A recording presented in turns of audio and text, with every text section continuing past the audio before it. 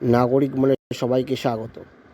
26,000 চাকরি বাতিল মামলার নিরিখে সুপ্রিম কোর্টের যে রায় ছিল যে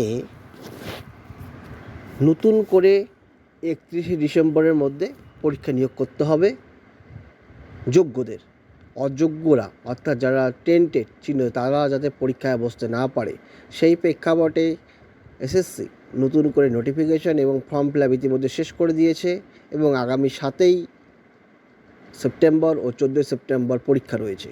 সেই পরীক্ষার অ্যাডমিট কার্ড ডাউনলোড করার সুযোগ দিয়েছে এবং সেখানে দেখা যাচ্ছে এক জনৈকর অ্যাডমিট কার্ডে ডাউনলোড করতে গিয়ে ফাইনাল স্ট্যাটাস বা রিমার্কে দেখা যাচ্ছে rejected as identified to be a tainted candidate in CW the first SLST 2016 exam.